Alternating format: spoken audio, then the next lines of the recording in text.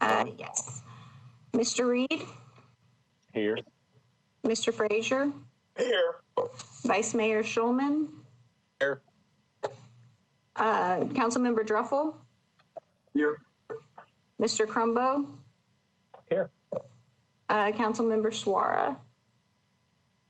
He is not here. Okay. And now if you could kind of read the motion to meet electronically, Lauren. Okay. A motion that the proposed agenda constitutes essential business that is necessary to be done electronically to protect the health, safety, and well-being of Tennesseans in light of the COVID-19 outbreak and to conform to Governor Lee's Executive Order number 71. Do I have would somebody like to make that motion? So moved. Second. Okay, is there? Okay, roll call. Mr. Reed? Yes. Mr. Frazier? Yes. Mr. Schulman? Yes. Councilmember Druffel? Yes. Councilmember Druffel, sorry. Yes. And then Mr. Crumbo? Yes. Okay. Okay, motion passes. Approval of minutes. Do I have a motion? So move. Is there a second? Second, but I have Zach, I think I have a small correction. Okay. I did not get on WebEx last meeting, so I was not on the video, but I was on telephone.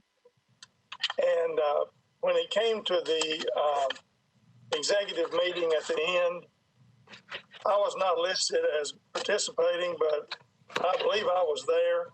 Okay. So anyway. Okay. If you believe you were there, we believe you. Any other corrections to the minutes? So, Mr. Chairman, how was that going to be noted in the minutes, that he believed he was there or that he wasn't there? No, I was there. I was there. Okay. Were you there totally in mind and body or just partially? I was listening to every word. Okay. Okay, I'm good with that. That cleared up, Vice Mayor? Yeah, I'm clear. Okay, is there a motion to approve the minutes as corrected? So moved. Is there a second? Second. Okay, roll call. Mr. Reed? Yes. Mr. Frazier? Yes. Vice Mayor Schulman? Yes. Councilmember Druffel? Yes. Mr. Crumbo? Yes. Okay. Okay, new business. Lauren, you want to introduce the auditors? Yes. For our presentation today of the draft, which you all received last week, the 2020 CAFR for Metro, we have from Crossland to present. We have John Crossland, and a presentation was sent out earlier. I believe John will be trying to share his screen. John. I will now attempt to share. Wish me luck, everyone.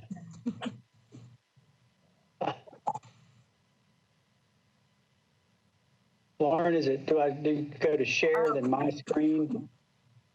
Yes, file? but you may not be able to actually now that oh, there you go. Can everybody see that? Yes. Yes. How about that? Okay. I'll get started with our presentation. We do have, I believe, everybody from the leadership team for this audit, myself being the first principal, David Hunt, Dell Crossland, Jennifer Monternock, and Katie Ferris. I believe we're all on the call. I will start. Page 2 is our agenda. In general, you can see quickly all the things I will be going through. I will move pretty quickly, but slow me down, ask questions while I'm going, or hold till the end, whatever you'd like. If I'm going too slow, tell me I'm going too slow. Page 3 is our engagement team members. The only change from this year to from last year to this year is Katie Ferris was promoted up to overall manager on the engagement. She has been involved with the engagement for several years. For the new members this year, 3 years ago, we changed up the entire partner structure on the Metro audit. So we're still relatively new on the audit partner roles. John, your screen is not rotating.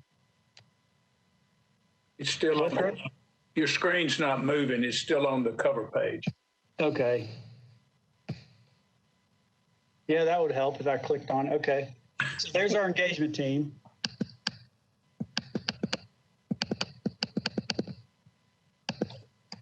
Page 4 is our responsibilities and managements. So our responsibilities, obviously, to express an opinion about the financial statements prepared by management under the oversight of this audit committee, and that the CAFR is in accordance with GAAP. We perform our audit in accordance with GAS, our professional standards, government auditing standards, which is known as your yellow book, and then also under the uniform guidance. We have to maintain independence, which we are, in fact, in appearance, and have an attitude of professional skepticism. Our reporting to the audit committee and management is required, and we appreciate the opportunity to be able to do so. Management on the right side of the page, that's their responsibilities. They are responsible for adopting the accounting policies in accordance with GAAP and establishing internal controls and preventing and detecting fraud, and disclosing to us in the audit committee if they see any deficiencies. Next page is independence. Under the AICPA's Code of Professional Conduct, Rule 101, we are independent, in fact, in appearance with respect to Metro Nashville. SAS 99 specifically address our risk of material misstatement caused by fraud. There are 4 main pillars in that to gather information. The biggest one from an audit standpoint is our brainstorming meetings amongst our staff and our interviews across the board with not just upper management, but with personnel throughout all of Metro government. We look for things that are unexpected.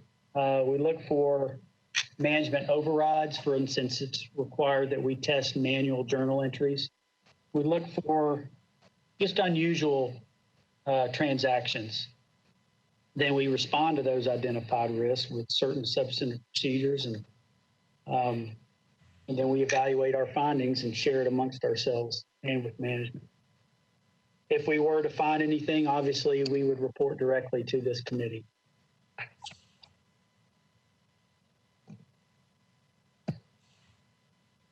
Our deliverables is what we're about to go through, or we're not going to go through in detail, but that's what we're addressing today is the CAFR, Comprehensive Annual Financial Statements. It is an unmodified opinion. The General Hospital, we anticipate an unmodified opinion. It is on the verge of being issued. We have a draft done, and that draft is with management, and they are reviewing it. The Mnps internal school fund financial statements. It says over there on the right, in process. Really, that in process should be up next to General Hospital. The internal school funds financial report was issued in December. The single audit report, we are underway. In a few slides, we'll go over which major programs we're testing. But we selected 3 major programs this year, and 2 of them are about complete, and 1 of them is, I'd say, 75% complete. So we look forward to wrapping that up in the near term. The required communications we're going through today, right now, and then the management letter and the data collection form will come later.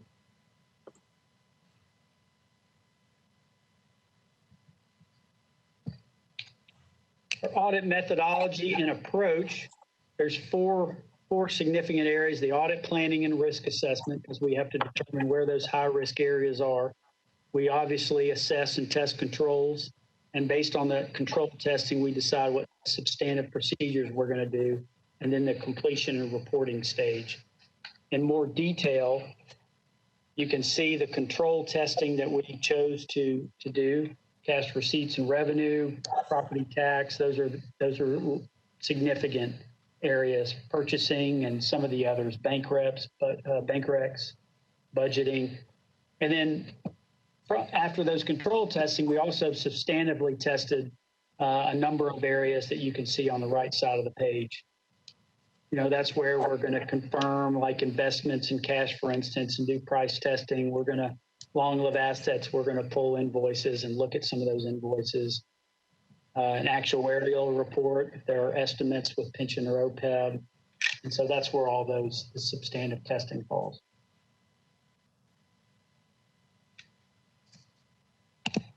Single audit, as I mentioned, here are the three major programs that we're testing. Metro is low risk this year, which means we have to come up with a 20% coverage, which we did with these three programs.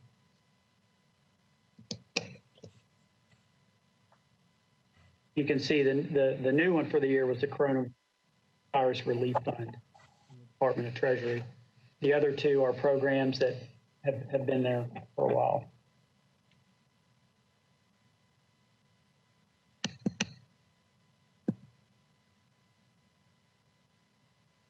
Significant activity and unusual items. Grants, that's your CFA, statement of federal and state awards. Those are your three major programs that we're going to test: the expenditures, the reimbursements, and compliance testing. New debt, there was some new debt, some refunding that had to do with water and sewer this year. Capital projects was an area. Generally, there are capital project improvements this year. Sheriff office admin building was a big project. There's a couple high schools and some other schools. Hillsborough High School, I know, was a big one, and I think they got Hillwood High School started. So there were some stormwater improvements, acquisitions of parks, and other buildings. And then finally, I put down here COVID-19 recovery. That was just more of the unusual. It wasn't as large as some of the capital project expenditures, but the city did have $121 million in receipts, of which $17 million was expended.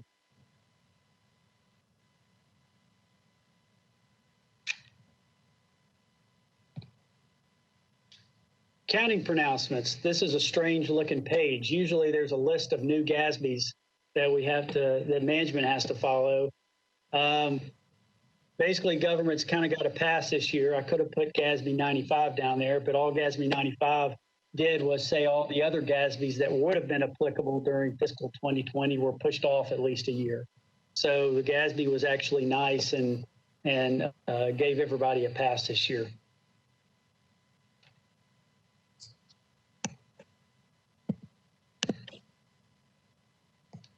Here's additional required communications. We do look at estimates. There's estimates in every set of financial statement, whether you're government, nonprofit, for-profit. And we look at those estimates, make sure they're reasonable and in compliance with GAAP. We believe they are. Any unaudited information in the CAFR, which there is some, we look at those to make sure that they're materially consistent with the government's basic financial statements. Other no transactions for which there's a lack of authoritative guidance. All significant transactions have been recognized. No alternative accounting policies or practices related to material items this year. No difficulties encountered dealing with management. They were, again, a pleasure to deal with. No disagreements with management. Management provided appropriate presentation at the conclusion of our audit, and we're not aware of any communications by management with other independent accountants, which would be fine. We would just want to be part of the conversation to ensure that the facts are understood amongst all parties. I guess I could take the time now to say management was remarkably easy to work with this year, as they always are. With the R12 conversion, they dealt with a lot this year, and with the new budget things that took a lot of attention, I know, from Kevin's side and everyone amongst the finance department. And I think they did a really good job to conclude this audit and get it out of the state.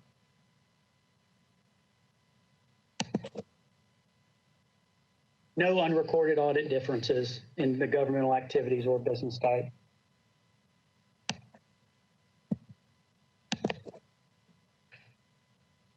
The next 2 pages are upcoming accounting developments.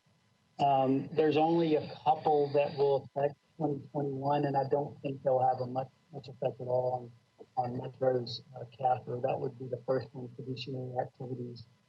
The fiduciary activity, those are your pension trust fund.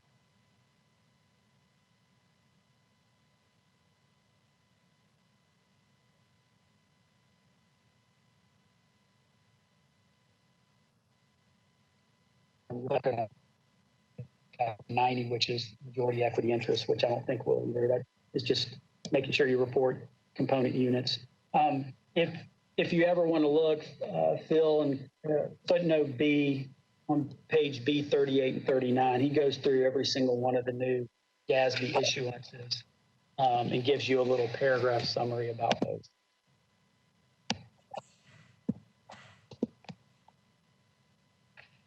Then the last page is just our contacts. Just a reminder, we're available all year. You're free to contact us anytime or any of us. So you have our phone numbers, our email addresses, and we'd love to hear from you if you need us. Are there any questions on this year's audit? Be happy to answer them.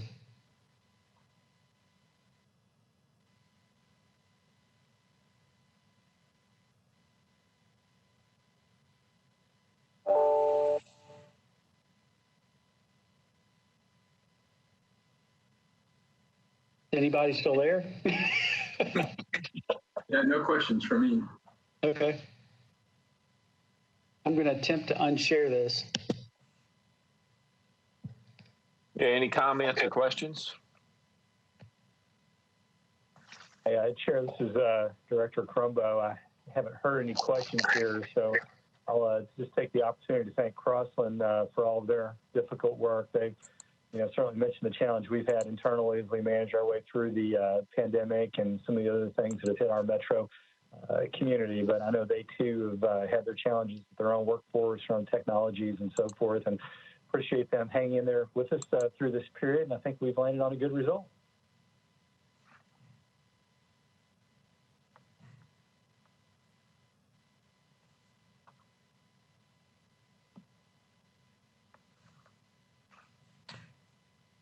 John, on my screen, I can still see your icons. I don't think you're totally closed.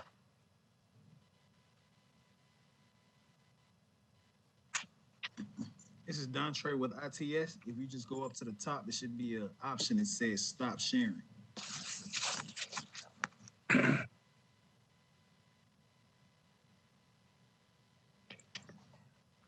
Okay, good. Thank you.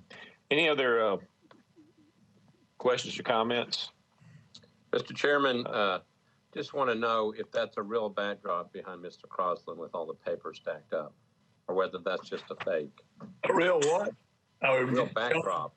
I mean, there are just thousands and thousands of pages of stuff stacked up.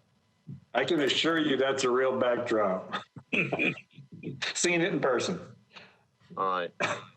I hope Okay. I hope everything has its place in there. I hope it's all filed. It's been a long month, Mr. Vice Mayor. I got it. It's been a long year. It's been a long year. Yeah, I see something over there to the left. I'm not sure. Anyway, well, we'll need a motion to approve, or I guess more appropriately accept the audit report. Would that be appropriate, Lauren? Yes, that's correct. So we're accepting this. And do I have a motion to do that? So I'll make a motion to accept audit report. Okay, is there a second? I'll second it. Tim Schulman. Yeah. Okay. Any further discussion? Okay. Roll call. Lauren? Mr. Reed, Accept. Mr. Frazier,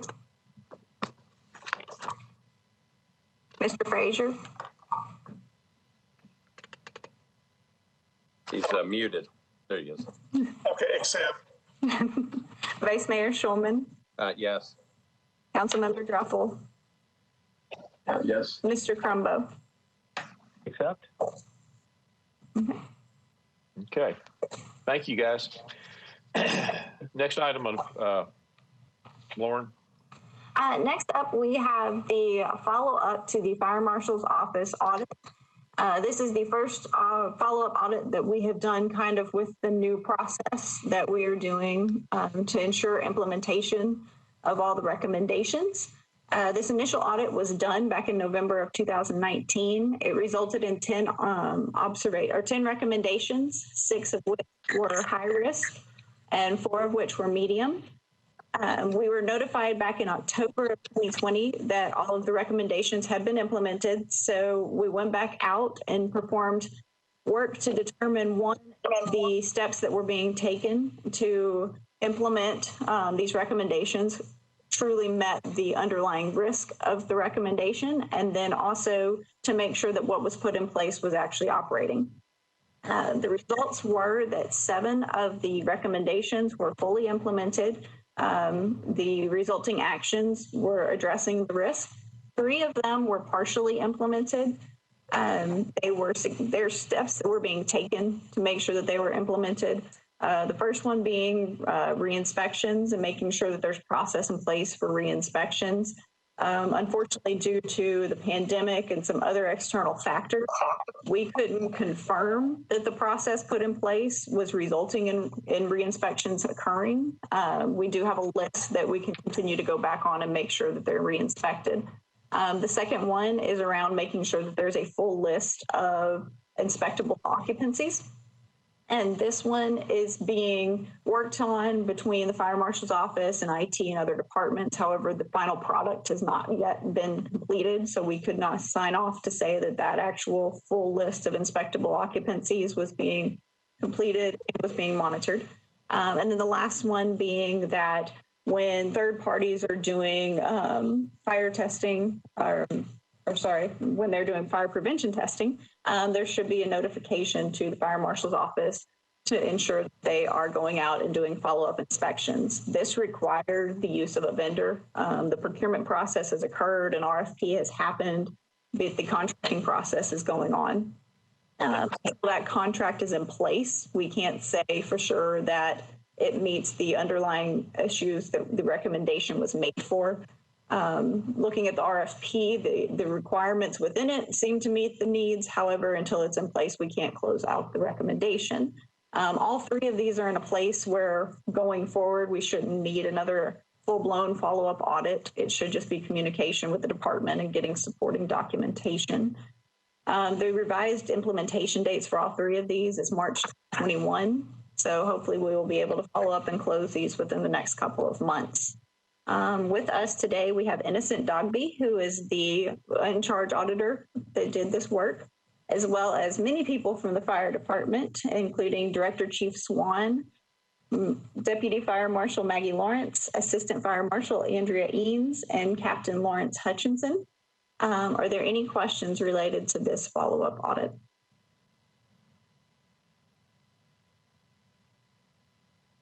Lauren, Jim Shulman. So, particularly the A3, the re-inspection, or the follow-up inspections of, I guess, especially those related to high-risk occupancies. So I understand that one. I know that they were not able to go back and inspect some of the 16 out of the 21, notably because of COVID-19. It also says lack of cooperation from property managers. Yes. What does that last part mean? And I remember one of these things before. So I appreciate the work of the fire marshal, but if they find things, and I remember at some point there were some schools involved. I don't know if there's any schools listed here, but if they go in and find particularly concerns that have to be noted, you want to make sure that somebody follows up to make sure that they're corrected. So how do we make sure that this one gets taken care of?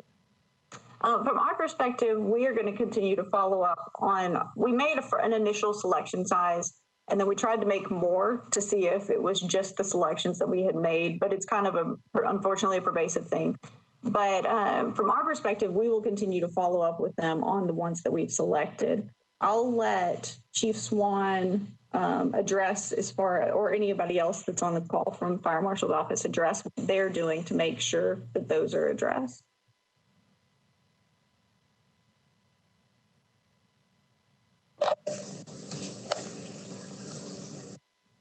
There he is. Chief, can you hear us? I can. Let me say that, and I hope you guys can see me. I don't know if this is like the council where you have to show your face or announce who you are when you're speaking. But first of all, I just want to take a moment just to thank, of course, Darb Innocent, and then, of course, Lauren for assisting us with this. I know it's been a challenge that we've been faced with from the time the audit actually started. And then due to some internal issues and then, of course, COVID, we just had just some different challenges that we have to overcome. But I have a couple of the members that was actually involved with a little bit more in the weeds involvement. But I just wanted to come on here just to assure you, especially in March, I know with Innocent and Lauren, we will make sure that everything that is supposed to be done will be done. We'll just make sure that we'll be very intentional about everything that we do. I've always been very open to the audits. I mean, I think when I went to OEM, it's when I first got introduced to audits. And then I come with the fire department, I got another audit. I feel like I'm getting picked on, Vice Mayor. But in all seriousness, I think that's the best way to come out to make sure that everything that you're doing is up front, straight, and being productive. So I've got, I guess, Chief Matthew Lawrence is on the line, but we're putting in intentional effort. So to assure you that for re-inspection will be done, we're doing some reorganizing and some things too internally to make sure that we're just more intentional. So I'll let one of them speak, but I just wanted to just get on there just to express my deepest concern and also appreciation of the audits. Thank you. Yeah, thank you, Chair. This is Maggie Lawrence, and in reference to the audit on, especially as far as the schools are concerned, once we went back to the school, we found that the school was no longer in operation, and it was a trailer, a portable trailer that had been in the parking lot that they was using for the school, and the trailer had been moved, sold, gone. And that was one of the problems, but that's been taken care of. Another one of the schools was Benton Hall Academy. We went back on it. Violations have been taken care of, and all that was sent to Innocent. As it stands right now, Benny Links, Old Hickory Community Center, and Morgan Community Center, we have talked with the Assistant Director of Maintenance for Parks, because these are Metro buildings, to make sure that they are taken care of. As of today, I still have not received a reply from them. He should be getting back with me. Additionally, Pinnacle Heights Apartments, those violations have been taken care of as well. The problem that we run into sometimes is that in this particular instance, they have to when it comes to apartments, they have to send out bids, and they want to make sure that the bids that they're getting is the best bid for what needs to be taken care of. Another problem that we ran into was with 380 apartments, building R&S, where they changed management companies on us in the midst of us doing the inspection.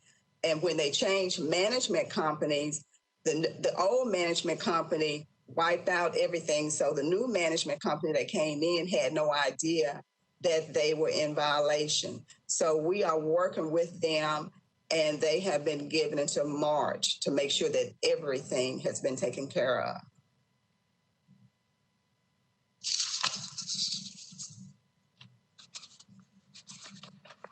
Okay, Mr. Chairman, I guess my only other question is, and maybe Ms. Lawrence addressed this, but the lack of cooperation from property managers, is that what you're talking about in terms of, are people not letting you onto the site, or what's the problem with? It is a multitude. Sometimes they're not letting us on the site. And sometimes when we call, they'll say that they're going to be there. And when we get there, they're not there. In this particular instance, which is the one at 380 where they changed management, we have been constantly calling and going by, but we could not get any access. And we even went so far as to find out who actually owned the property so that we could get in contact with them to let them know that there were some violations there that needed to be corrected. And we still did not have any success until finally one day, one of the inspectors were able to get there. And that was when we found out that in this particular instance, that the property had changed management. So at this point, we are working with them, and they have been advised that if the violations are not taken care of come March 1st, we're going to have to issue citations. Question. Mr. Chairman, I was just going to have one last follow-up, and that was, is there, and maybe this goes to the chief, if there are violations, or the initial inspection shows that there are problems, is there any authority to? You hate to have them linger, and if people aren't letting you onto the property, you can't see what's going on to make sure it's been corrected. Is there any? Do you have any authority to go on if after a while, after trying initially, to go in and check?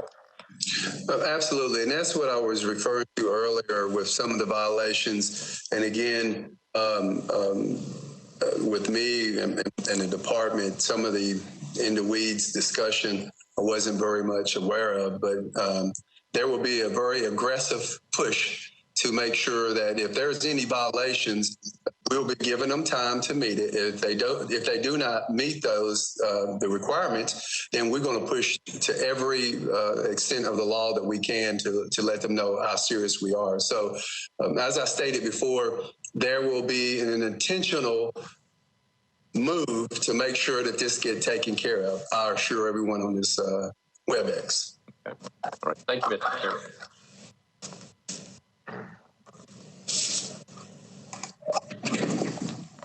Any other questions?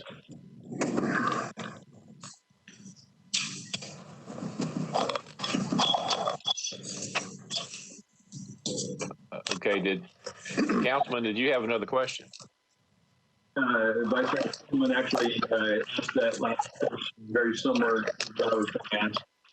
It just seems wrong that we allow someone to have violations without doing something more aggressive. It sounds like our Chief Swan taking care of that. So thank you. Okay. I think everybody's question's been answered. Thank you so much for this and a lot of other things. Thank you. I appreciate it. Thank you. Lauren? Next, I will turn it over to Bill Walker to go through our audit of the beer board. Okay, well, good afternoon. It's nice to be here with everybody today. We issued a report on the Metropolitan Beer Board. Very quickly, I'd like to recognize Benton McDonough. He is the executive director for the beer board. We're in the middle of a pandemic. They deal with the public, so we really appreciate all the assistance we've received from those guys. Also want to recognize Innocent Darby. He's one of our senior auditors. He did all the work. Appreciate what he did. The scope for this audit is fiscal years 2019 and fiscal years 2020. We expanded that out a year to do some trend analysis. And the audit looked at, to answer two questions. The first is the beer board in compliance with the various state laws, codes, regulations, policies that they're required to follow? And then secondly, when you look at in the context of their operational and financial cycles, do they have controls in place to make sure that management's objectives are being met, that the information that they're providing is accurate, timely, and things of that nature? Okay, when you read through the report, two different narratives in terms of you've got the operational piece and then you've got the financial piece. We'll start with the operational piece. The operational piece was good. They were in compliance with everything that they were supposed to be in compliance with.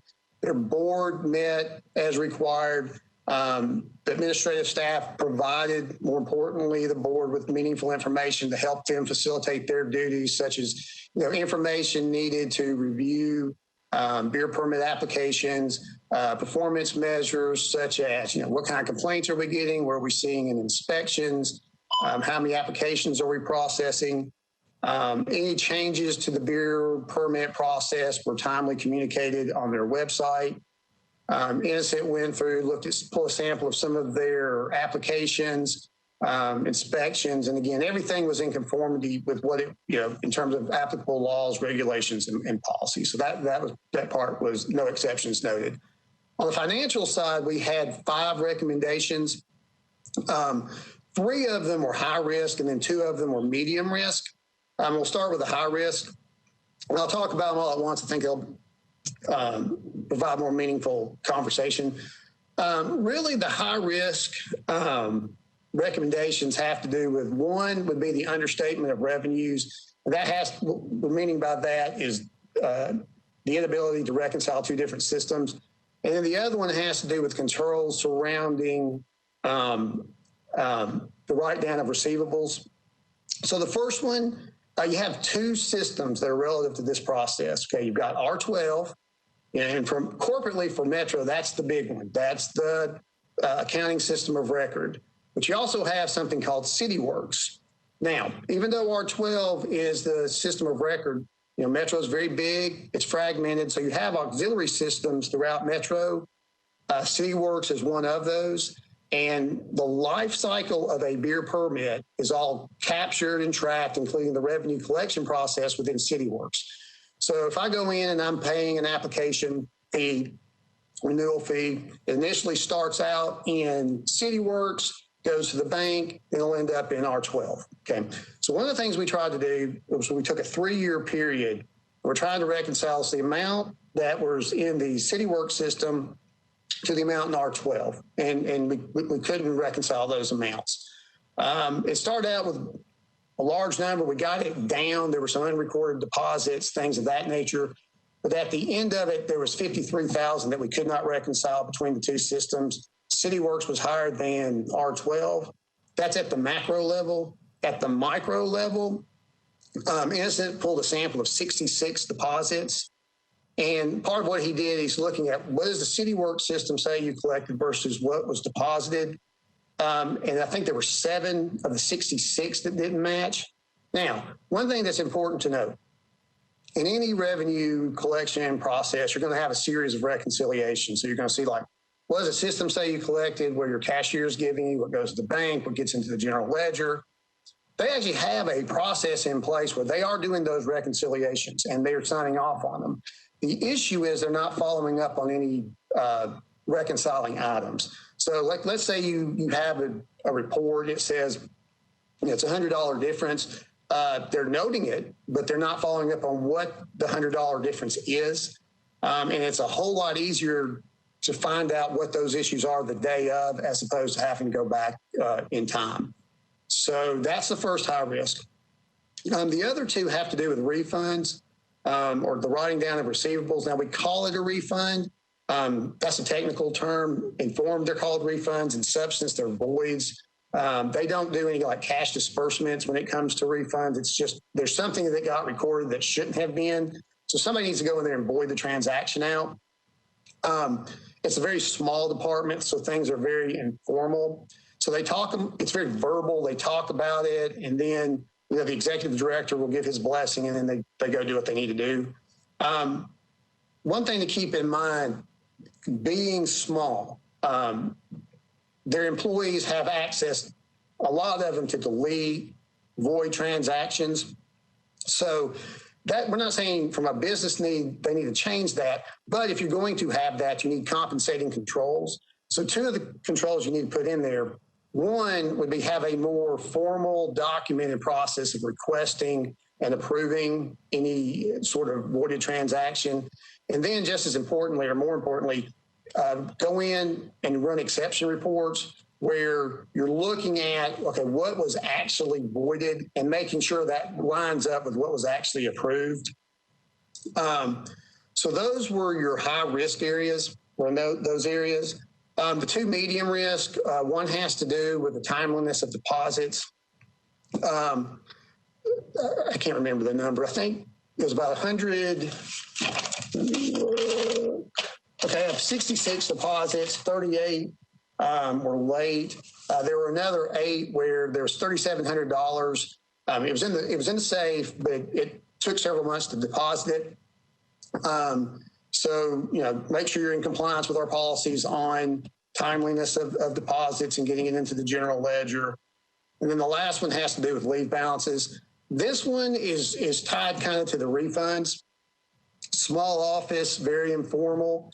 Again, the recommendation is going to be have a more formal process for tracking and accruing time internally.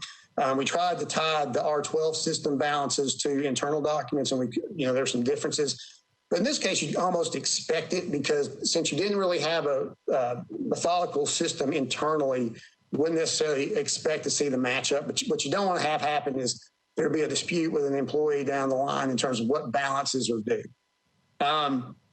So those were the recommendations. One thing that's not in the report that I think is important to note is they don't have a designated finance person at the beer board. They do have a person that does the finance stuff, but that person is more of an operational person. The finance stuff's just a piece of it. And so it might not be bad, since they're self-sustaining, to put more resources towards that, get a finance person. Now, and this is not uncommon in small departments. You got mission operation people. They're on a mission. They're all over the operational stuff. The finance stuff is kind of this, necessary evil. And even if you get a finance person, you still need to have controls and still need to be monitoring it. You don't want to give them the keys to the kingdom and then they, turn into rogue bandits and start robbing the kingdom. But, that was something we didn't put in the report that I think is important to note. But that's all we have. That's all I have. Thank you for listening, and I'm happy to answer any questions or engage in any conversation you wish to engage in. Questions? Hey, Bill, this is Charles, and I had a couple of questions. I noticed the revenue really went up a lot from 2019, 2020. At least percentage-wise, revenue went up about 34%. And then I noticed the violation fines went up 115%. So the revenues are pretty much totally attributable to the fines. Now, is that something that's unusual, or is that to be expected every year, that fines are going to be increasing 115% a year?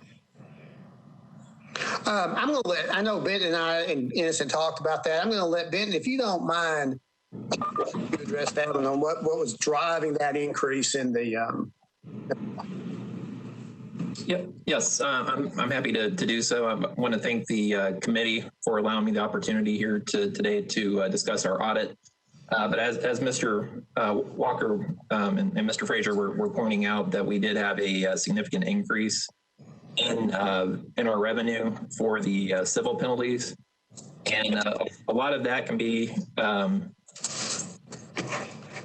caused by the fact that in this past year we implemented a new program, whereas when I first came on as the director, we're doing what are called beer buys, where we do underage beer stings, and we were hitting about maybe 5 or 10% of the locations every year. And we came up with a plan that would make it fair, so that everyone gets a visit from the beer board on an annual basis. And so we, because of that, we're hitting every single permit holder every single year. And so because of that, we're expecting to see a significant increase from previous years in the amount of a civil penalty coming in. Okay, well, I think that's good. I mean, obviously, that's a better control where you're doing more inspection. I appreciate that. Thank you. I have a question that's not really related to anything specifically on this, but overall question is, do we send departments, especially small departments, self-audit or any format? I know we only get them every 3 or 4 years. Is there any instrument or any way that we send out? I'm sorry, anything that send out that sort of give guidance or quick feedback on you see some common payroll issues, segregation of responsibilities. I'm just curious if that's or consider. Thanks. That's an excellent question. Forgive me, I think my connection's not good. I heard parts of that, but I think your question was, is there any sort of training that's given to the smaller departments in terms of these, like the payroll cycle, revenue cycles, and that sort of thing? There is, but and what you have is, and this can get kind of dicey because you've got a central function like in finance, and then you've got like accountants and stuff that will help you. You've got budget analysts that will help you. I know, like for me, I'm constantly contacting our budget analysts, asking questions. And to be able to get set up like on payroll and revenue, like collecting cash, there is training. Now, I will say on the revenue side, I think Metro does a whole lot better job, in my experience, across the board. On procurement, we do a really good job of teaching people what the rules are.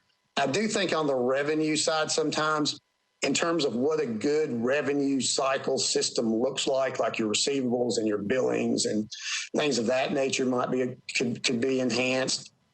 But to answer your question, yes and no. It's just to varying degrees.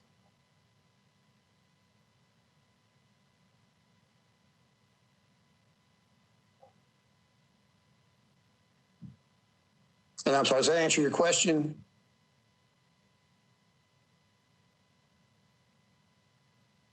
Can y'all hear me? Yes. Okay. I sent Mr. Reed an email to see if he can log back in. So we can give him a few minutes. Apparently there was an issue with the WebEx platform that made everybody disconnect for a little bit. It appears we still have a quorum even without Mr. Reed.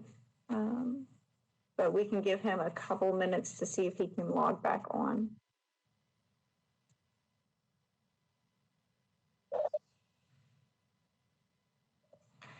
Mr. Frazier, are you there? Yes, I'm here. Okay, Mr. Reed is trying to log back in. He's asked for you to go on and conduct until he can get back on, so that we can continue with the meeting. Okay, fine. Okay. I believe that we're on questions for the beer board if anybody else has any more. And this might be for you, Lauren, it was sort of a generic question. Since the audits are not only every 3 or 4 years, and you get small departments like the beer board, is there any value to self-audit some of the sort of overlapping issues you see where, the lack of segregation of responsibilities, you see some payroll issues here and there. It just seems, and we get this in hotel business, some of our small hotels have self-audits, and it sort of helps self-train them. They're alert to what those issues are before they get a full audit. It seems like it might be of value. We don't have anything currently in place. As you mentioned, we usually don't go out to these departments except for maybe once every 5 years. But that is a good idea for things going forward, because as you mentioned, these are typical issues that we see across many different small departments. And so that is definitely something that down as an idea going forward. It wouldn't require necessary self-policing as much as a self-awareness. So when they get to the full audit, they've seen this, and there's a resource against it. And it's just an idea that might add value. So you get to some of these audits, they might be a little bit more prepared. Thanks. Okay. Thank you for the idea. Okay. Any other questions on the beer board?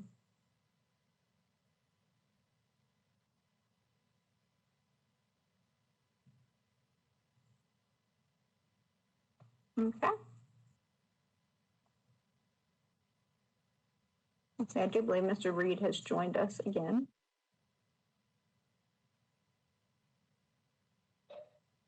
Hey, Lauren, this is Director Crumbo. I've been able to get back on as well.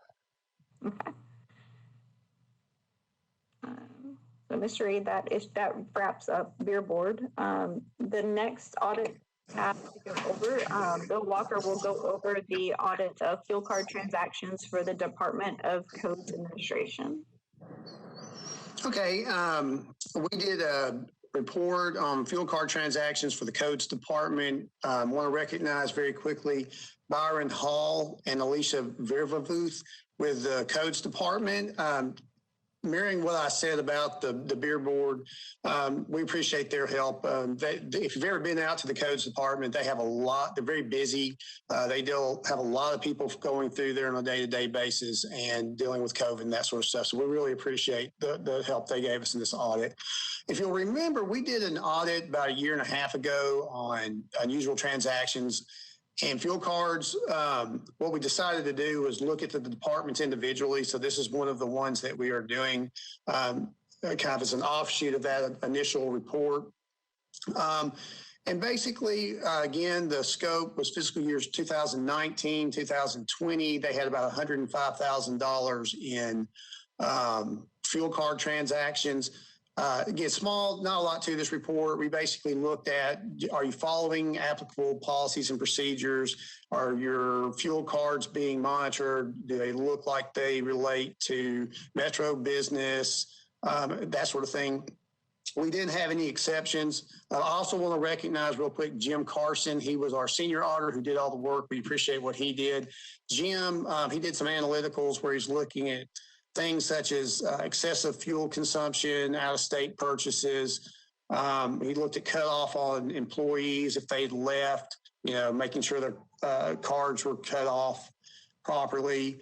There were kind of like in the first one where, Right Express is the ones that issue the cards, and there were a couple of them where somebody got a hold of the cards. WebEx got on it, and Codes did what they were supposed to do. They shut the cards down, that sort of thing.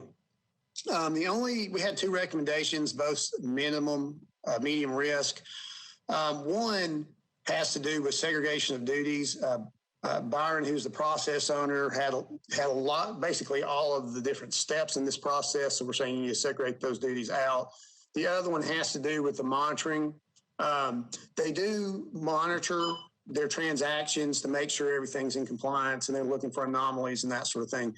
There's not any documentation saying that they're doing that. Now, sometimes what you say in an audit world is, hey, if it's not documented, you're not signing off on stuff that didn't occur. Sometimes when you're talking to people and you're looking through your field work, you kind of get a good feel that they are actually doing those things. So our point being is make sure that you're documenting that those things are being done. So again, this is a real short and sweet audit. And thank you again for listening, and happy to answer any questions you have.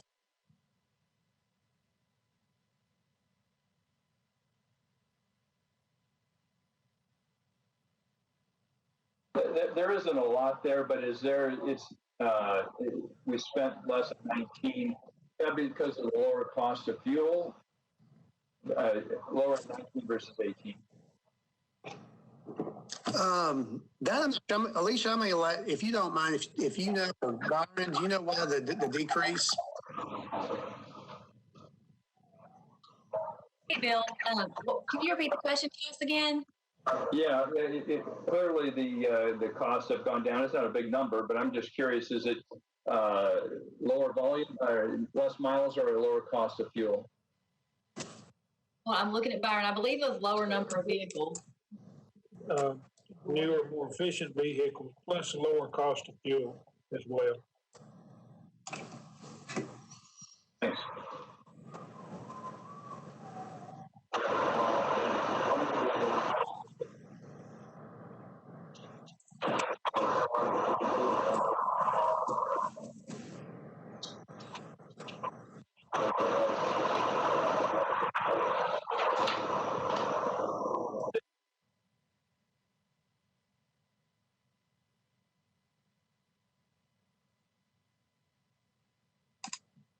Did that answer the question for y'all? Yeah, I did. Thank you. Okay.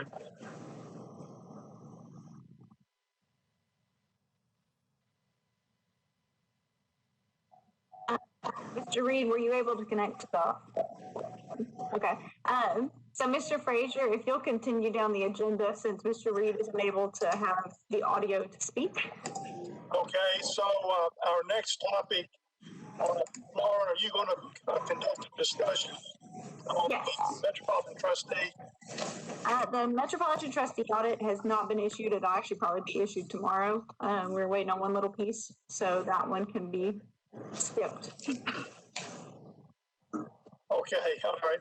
So moving on, then we move into other administrative matters. And Laura, are you going to conduct that? Yes, and so in the workbook, and I believe back in December, I sent these out. You have 6 proposed dates for 2021 for our regularly scheduled meetings. These are based on the items that we're required to meet once a quarter based on the bylaws. However, in order to meet a bunch of the different requirements of the bylaws, we have 6 different meetings. They are just as similar as this last past year. They're every Tuesday between 2 council meetings at 4 o'clock. If nobody submitted any issues with any of these dates, so none of them changed. And if everybody is okay with these, then we can vote to approve them, and that way I can file them with the clerk. Okay, we have a motion to approve these meeting dates. Do I hear a motion? So moved. Do I hear a second? Second. Okay, so we have. So do we do? All right, we're going to do we poll every person on this one? Yes, we'll do a roll call vote. All right, very good. Okay, Mr. Reed, if you can give a thumbs up. Mr. Frazier? Yes. Vice Mayor Schulman? Councilmember Druffel? Yes. And Mr. Crumbo? Yes. Okay. Okay. How are we going to go to the audit project status or recommendation? So we have recommendation implementation status. What's in the workbook is just the current log of recommendations that are outstanding. 3 different projects had recommendations come due during this period. We got responses from each of those departments. Fortunately, not many of them closed. One of them it should be the revised date of February 2021. That relates to the development conditions. They have a policy drafted. It's just going through the approval process, but it will be approved most likely by the end of January and before our next meeting.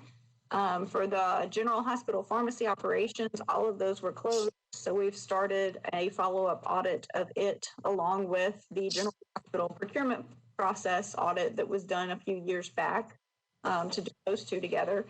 And the last one being the Treasury Collections. I've been working closely with Treasury as they go through this. They're making steps. They're implementing software in order to get rid of the access database, which was the biggest issue within that audit report.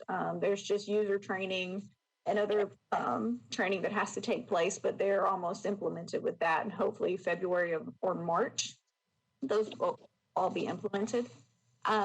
I didn't put the expanded information in here because as I've talked to some of the council or some of the committee members, I think that at the February meeting, when we go through our audit plan, I present also in conjunction with the audit plan, our process and policy going forward for recommendation implementation follow-up. That way we're all on the same page. And since those hours will roll into our audit plan, it'll be one bigger presentation to ensure that going forward, we're meeting the steps that y'all set forth in previous meetings on our future audits. And so that's recommendation implementation follow-up. Are there any questions? Okay. Lauren,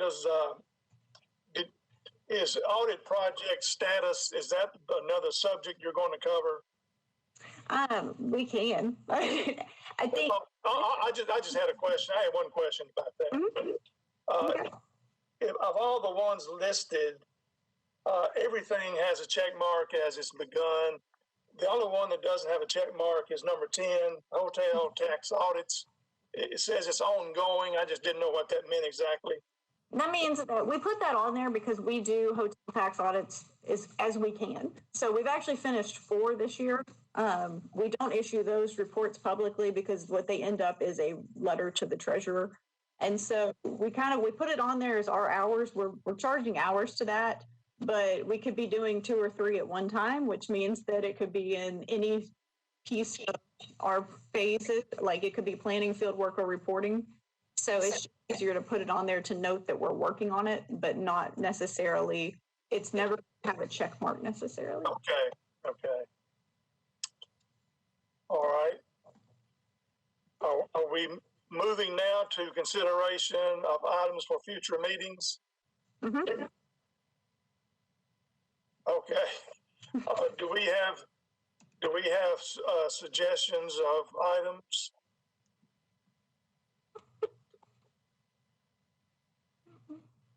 Okay. Then I guess we're moving toward adjournment of our public meeting. So do I hear a motion that we adjourn our public meeting? So moved. All right, do I hear a second? Second. Okay, roll call. Mr. Reed. Mr. Frazier. Yes. Vice Mayor Schulman. Thank you. Councilmember Druffel. Yes. And Mr. Crumbo. Yes. Okay, now do I hear a motion to enter executive session? Do we have a need to have an executive session today? I don't have a need unless y'all do. I do not have anything. Does anybody have anything?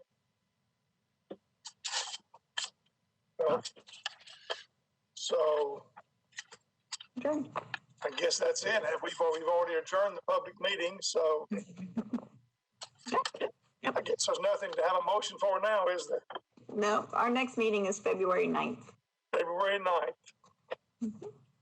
All right. Thank you. Good. Thank you. Thank you. Thank you all. Goodbye all.